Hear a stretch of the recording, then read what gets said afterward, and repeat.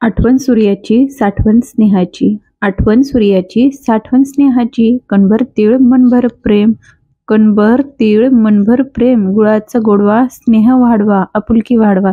मकर संक्रांतीच्या माझ्याकडनं तुमच्या परिवाराला व तुम्हाला खूप खूप मनापासून शुभेच्छा. नमस्कार, मी ज्योती पाटील. आपल्या चॅनलमध्ये सर्वांचं खूप खूप स्वागत आहे. या व्हिडिओमध्ये मकर संक्रांतीविषयी संपूर्ण माहिती सांगणार आहे. यामध्ये तुम्हाला यावर्षीची संक्रांत कशावरती आलेली आहे, तिचे नाव काय आहे, तिचे वय काय आहे, संक्रांत काळामध्ये कोणती कामे वर्ज्य करायची आहेत, म्हणजेच संक्रांत काळामध्ये कोणती कामे कटाक्षाने टाळणं खूप गरजेचं मानलं गेले आहे, ते सुद्धा बघणार आहोत. दान धर्म कशाचा करायचा आहे, महत्त्वाच्या गोष्टी केल्या जातात, अशा सर्व गोष्टींची माहिती ऐकायला मिळेल. तर तुम्ही व्हिडिओ संपूर्ण पहा. चॅनलवर नवीन असाल तर लाईक करा आणि सबस्क्राईब सुद्धा करून घ्या. तर व्हिडिओला सुरुवात करूया. हिंदू धर्मात मकर संक्रांतीला खूप विशेष महत्त्व मानलं गेलेलं आहे. तसं बघायला गेले तर प्रत्येक महिन्यामध्ये संक्रांत येत असते. सूर्याच्या एका राशीतून दुसऱ्या राशीत प्रवेश करण्याच्या प्रक्रियेलाच संक्रांत म्हणलं जातं. एकूण राशी 12 आहेत आणि महिने सुद्धा 12 आहेत. त्यामुळे वर्षभरातून एकूण 12 वेळेस संक्रांत होत असतात. पण सूर्य जेव्हा त्यांची धनु रास सोडून मकर राशीत प्रवेश करतो तेव्हा मकर संक्रांत होत असते आणि आपण मकर संक्रांतीचा सण साजरा करत असतो. यामध्ये सर्वात विशेष गोष्ट ही घडते की मकर संक्रांतीच्या दिवसापासून सूर्याचे उत्तरायण सुरू होते. दर 6 महिन्यांनी सूर्याचे उत्तरायण आणि दक्षिणायन होत असते. या प्रक्रिया होत असतात. आता सूर्य पूर्वेला उगवते हे तर सर्वांनाच माहिती आहे. पण जेव्हा मकर संक्रांतीच्या दिवशी जेव्हा उत्तरायण सुरू होते तर तिथून पुढे सूर्य उगवताना आपल्याला काहीसा उत्तरेकडे झुकलेला दिसतो, म्हणजे सूर्याची दिशा थोडीशी बदललेली दिसत असते. जेव्हा दक्षिणायन सुरू होतो तेव्हा सुद्धा सूर्य पूर्वेलाच उगवतो, मात्र काहीसा दक्षिणेकडे झुकलेला दिसेल, त्यामुळे उत्तरायण सुरू होतं. याच गोष्टीमुळे मकर संक्रांती अगदी विशेष मानली जाते. एकदा की नवीन वर्ष सुरू झालं त्यानंतर येणारा पहिला सण म्हणजेच मकर संक्रांत. आपल्यापैकी प्रत्येक मराठी माणसाचा वर्ष म्हणजेच गुढीपाडव्याला जरी सुरू होत असलं तरी पण आपल्यासाठी इंग्रजी महिने तेवढेच महत्वाचे आहेत. काही तिथी वगैरे बघायच्या असतील तर मराठी महिन्यांचा वापर करतो, पण रोजचं जीवन जगत असताना तारीख किती आहे, वार कोणता आहे हे बघण्यासाठी आपल्याला इंग्रजी महिनेच मदत करतात. त्यामुळे नवीन वर्षातला पहिला सण मकर संक्रांत म्हटलं तरी काही वावगं ठरणार नाही. मराठी महिन्यांमध्ये मकर संक्रांत पौष महिन्यामध्ये येत असते आणि इंग्रजी महिन्यात विचार केला तर ती जानेवारी महिन्यातच येते. यंदा सोमवार दिनांक 15 जानेवारी 2024 ला मकर संक्रांत आलेली आहे. 15 जानेवारीला मकर संक्रांत येण्याचे हे आता दुसरे वर्ष आहे, कारण मागच्या वर्षी ही मकर संक्रांत 15 तारखेलाच होती. या अगोदर संक्रांतीची तारीख 14 जानेवारी होती आणि त्या अगोदर काही वर्ष जर आपण मागे गेलो की संक्रांतीची तारीख तुम्हाला 13 सुद्धा पाहायला मिळेल. यंदा 15 जानेवारी 2024 ला म्हणजेच सोमवारी मकर संक्रांती साजरी करायची आहे. बघा, आपल्यामध्ये बऱ्याच जणांना तिथी वगैरे अजूनही समजत नसल्यामुळे मग कधी कधी 2 तिथी जर एकाच दिवशी आल्या तरी पण आपण सणवार साजरी करताना किंवा कोणते व्रत वैकल्य करायचे असतील तरी पण आपण मनामध्ये मोठा गोंधळ उडतो. हे व्रत किंवा हे सण केव्हा आपण साजरा करायचा आहे. अशा वेळेला आपल्याला ज्योतिष तज्ञांची खूप मोठी मदत होत असते. ज्योतिष म्हणण्यानुसार ग्रहांचा राजा सूर्य 14 जानेवारी 2023 ला मध्यरात्री 2:42 धनु राशीतून मकर राशीत प्रवेश करणार आहे. 15 जानेवारीला उदय तिथी येत आहे आणि आपण कोणताही सण उदय तिथीला साजरा करत असतो. त्यामुळे यंदा आपल्याला 15 जानेवारीलाच मकर संक्रांत हा सण साजरा करायचा आहे. आता या वर्षीची मकर संक्रांत कशावर आलेली आहे हे जाणून घेऊया. संक्रांतीचा पुण्य काळ सोमवार दिनांक 15 जानेवारी 2024 सूर्योदयापासून सूर्यास्तापर्यंत आहे, म्हणजे पूर्ण दिवसभर आहे. शुभ आहे. संक्रांत कधीही अशुभ नसते. अशुभ असते तर या दिवशी कोणताही पूजा अर्चा आपण केलीच नसती, सण साजरा केला नसता. यासाठी आपण दिवसभरात कधीही पूजा पण करू शकतात. माहितीसाठी सांगते, संक्रांत म्हणजे दुसरी तिसरी कोणी नसून देवी जगदंबेचंच एक रूप आहे.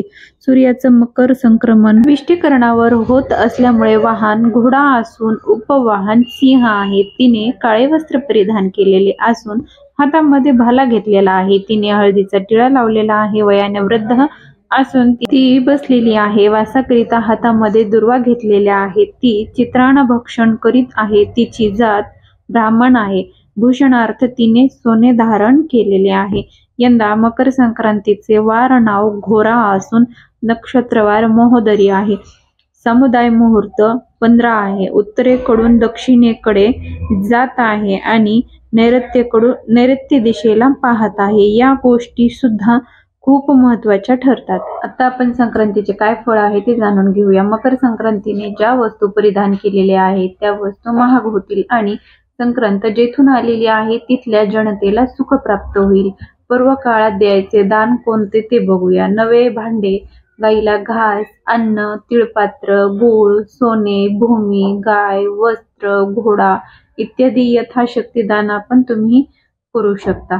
किंक्रांत म्हणजे संक्रांतीची कर किंवा संक्रांतीचा दुसरा दिवस. संक्रांतीमध्ये वर्ज्य कामं कोणती ते पाहूया. या दिवशी कठोर बोलणे, वादविवाद टाळायचा आहे. वृक्ष, गवत तोडणे टाळायचे आहे. पान, फुले तोडायची नाहीत. संक्रांतीच्या दिवशी जे काही फुले आणायचे असतील ते तुम्ही एक दिवस अगोदरच तोडून ठेवायचे आहेत किंवा मार्केटमध्ये तर मिळतच असतात त्या दिवशी, पण तोडायचे असतील तर तुम्हाला एक दिवस अगोदरच तोडून घ्यायचे आहेत. आणि स्वयंपाकासाठी कढीपत्ता, कोथिंबीर हे जर तुमच्या बागेमध्ये गार्डनमध्ये जर तुम्ही लावलेले असाल आणि त्या दिवशी तुम्हाला तोडायचं असेल तर ते तसे तोडायचे नाहीत. एक दिवस अगोदरच आपल्याला हे तोडून घ्यायचे आहेत. आणि या दिवशी आपल्याला ब्रह्मचर्याचं पालन करायचं आहे. तर या दिवशी जी वर्ज्य कामं टाळायची आहेत त्याची माहिती तुम्हाला सांगितलेली आहे. संक्रांतीच्या दिवशी जो काही दान धर्म करायचा आहे तो आपण पूजा करून करू शकता. सूर्योदयापासून शुभ मुहूर्त आहे त्यामुळे कोणत्याही वेळी दान करू शकता, दान करता येते. या दिवशी सूर्याची पूजा करू शकता.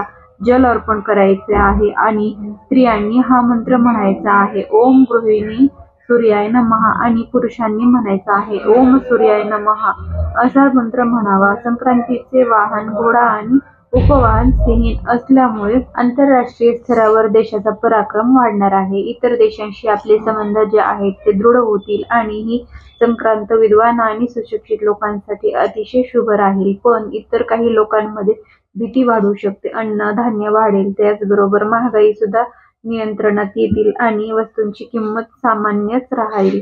मकर संक्रांतीच्या दिवशी जे काही आपण सुगड पूजन करत असतो त्यामध्ये जे वाण टाकलं जातं ते एक दिवस आपल्याला अगोदरच जे चिरायच्या वस्तू आहेत म्हणजेच पेरू असेल, वाळूक असेल आणि बऱ्याच काही गाजर असतील, ज्या काही चिरण्याच्या वस्तू असतात आपण ते संध्याकाळीच एक दिवस अगोदर म्हणजे 14 तारखेला या दिवशी तुम्ही रविवारी चिरून ठेवू शकता. बऱ्याच ठिकाणी हे नियम पाळले जातात, चिरले जात नाहीत, तोडले जात नाहीत फळे पाने. तुम्हाला त्याच्यामुळे त्याच्या अगोदर सुद्धा सांगितलेली आहे माहिती. या दिवशी आपण कोथिंबीर, कढीपत्ता किंवा फुले पाने तोडायची नाहीयेत. त्याच्यामुळे जर तुम्ही हा नियम पाळत असाल तर तुम्ही एक दिवस अगोदरच ही कामे आपल्याला तयार करून घ्यायची आहेत, कट करून घ्यायचं आहे. जे की आपण वाणामध्ये चिरत असतो त्या गोष्टी आपल्याला एक दिवस अगोदरच चिरून ठेवायच्या आहेत. त्यानंतर आपल्याला मकर संक्रांतीच्या दिवशी म्हणजे सकाळी लवकर उठल्यावरती आपल्याला आंघोळ करून घ्यायची आहे. त्यानंतर आपल्याला देवघरातली पूजा करून घ्यायची आहे. पूजा झाल्यावरती सूर्याला जल अर्पण करायचं आहे. त्यानंतर आपल्याला बाकीची पूजा करून घ्यायची आहे. पूजेची ताट तयार करून ठेवायचं आहे. नंतर आपल्याला सुगड पूजन तयार करून घ्यायचं आहे, पूजा करून घ्यायची आहे. आणि त्यानंतर जर तुम्ही मंदिरामध्ये जाऊन पूजा करत असाल तर मंदिरामध्ये जाऊन पूजा करायची आहे किंवा घरी करत असाल तर घरी पूजा करून घ्यायची आहे. त्यानंतर आपण नैवेद्य काय करत असाल, तुमच्याकडे पुरणपोळीचा नैवेद्य तयार करत असाल तर त्याचा नैवेद्य ठेवून घ्यायचा आहे. आणि आपण जे काही वाण देण्यासाठी आणलेले आहेत, महिलांना भांडी किंवा काही दान देण्यासाठी जे आपण घेतलेल्या वस्तू असतात त्याचं दान सुद्धा तुम्ही करू शकता. त्या दिवशी करू शकता किंवा दुसऱ्या दिवशीपासून तुम्ही हळदी कुंकाला महिलांना बोलून त्याचे तुम्ही वितरण करू शकता. या प्रकारे जे काही आपल्याला दान धर्म करायचा आहे त्यानिमित्त करून घ्यायचा आहे. आणि करीच्या दिवशी जे आपण बोरनाणं करत असतो 5 वर्षाच्या मुलांचं किंवा मुलींचं कुणाचंही करू शकतो आपण. 5 वर्षापर्यंतचं बऱ्याच ठिकाणी केलं जातं. तर हे जे आपण चिरलेलं वाणं असतं तर त्याच वाणानं दुसऱ्या दिवशी आपण त्यामध्ये गोळ्या, बिस्किट, मुरमुऱ्यांच्या लाह्या वगैरे असं काही टाकून त्यामध्ये बोरनाण्यासाठी आपण हे वस्तू वापरत असतो. या व्हिडिओतील माहिती तुम्हाला जर आवडली असेल तर लाईक करा. चॅनलवर नवीन असेल तर नक्कीच सबस्क्राईब करून घ्या, म्हणजेच येणाऱ्या प्रत्येक व्हिडिओचं नोटिफिकेशन तुमच्यापर्यंत पोहोचेल. पूर्ण व्हिडिओ बघितल्याबद्दल धन्यवाद. पुन्हा भेटूया अशाच नवीन एका व्हिडिओ सोबत. तोपर्यंत बाय बाय.